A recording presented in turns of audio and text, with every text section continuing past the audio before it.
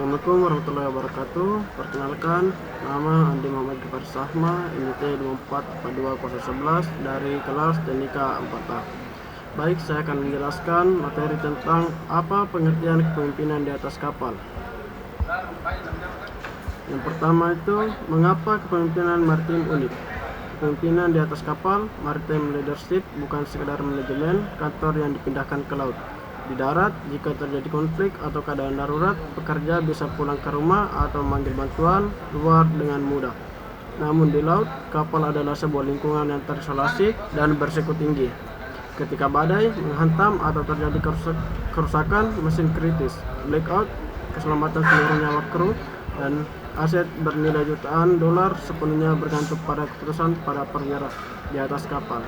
Oleh karena itu, kepemimpinan di atas kapal didefinisikan sebagai kemampuan seorang perwira untuk mengarahkan, memotivasi, dan mengkoordinasikan seluruh awak kapal agar dapat bekerja sama secara efektif, patuh pada regulasi, dan mengutamakan keselamatan dalam setiap operasional pelayaran. Yang kedua itu ada landasan hukum regulasi STCW. Kepemimpinan di atas kapal bukan lagi sekedar opsi karakter pribadi, melainkan sebuah kompetensi wajib yang diatur secara internasional. Berdasarkan STCW Code, khususnya pada aturan mengenai kompetensi di tingkat operasional dan manajemen. Setiap perwira diwajibkan memiliki keahlian dalam leadership and managerial skill. Regulasi ini diperketat karena data statistik menunjukkan bahwa sekitar 80% kecelakaan di laut disebabkan oleh faktor manusia atau biasa disebut human error. Mayoritas dari human error tersebut bukanlah karena kru tidak tahu cara mengoperasikan alat, melainkan karena kegagalan komunikasi, lamanya kepemimpinan, dan buruknya manajemen stres di atas kapal. Yang ketiga itu pilar utama leadership di atas kapal. Seorang perwira yang efektif wajib menguasai 3 pilar operasional berikut. Yang pertama itu otoritas komando yang tegas.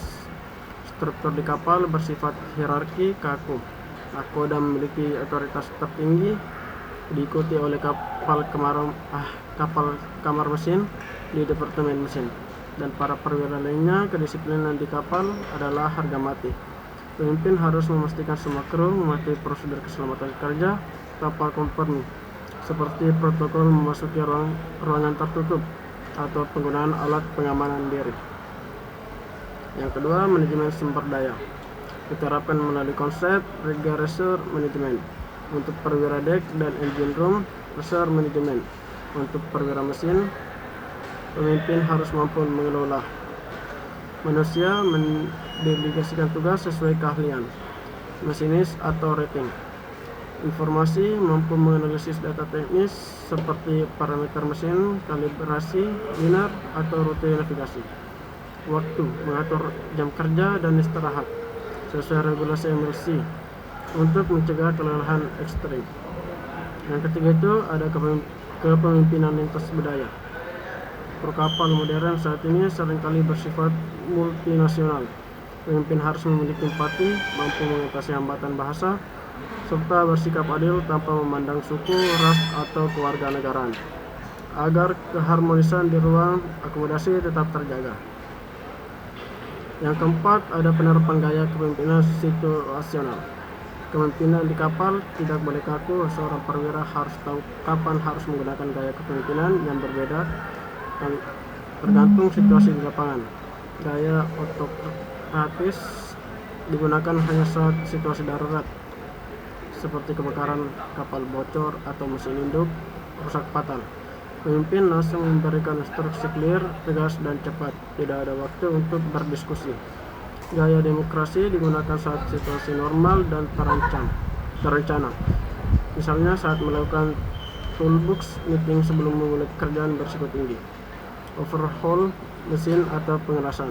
Pemimpin meminta masukan dari kru mengenai potensi bahaya.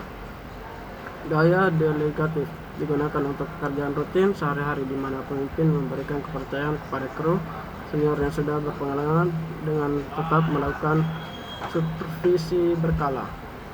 Yang kelima itu kesimpulan. Sebagai penutup, menjadi pemimpin di atas kapal berarti siap menjadi tameng pertama sekaligus terakhir bagi keselamatan seluruh kapal. Secanggih apapun teknologi, otomatis kapal di masa depan, faktor penentu utamanya tetaplah karakter manusia di belakang kemudi dan di dalam kamar mesin. Kepemimpinan maritim yang sukses adalah kepemimpinan yang berhasil menyeimbangkan antara ketegasan tugas, performa operasional kapal, dan kepedulian manusiawi, kesejahteraan, dan keselamatan kru, sehingga kapal dapat mencapai tujuan prinsip dasar. Sekian dari saya. Assalamualaikum warahmatullahi wabarakatuh.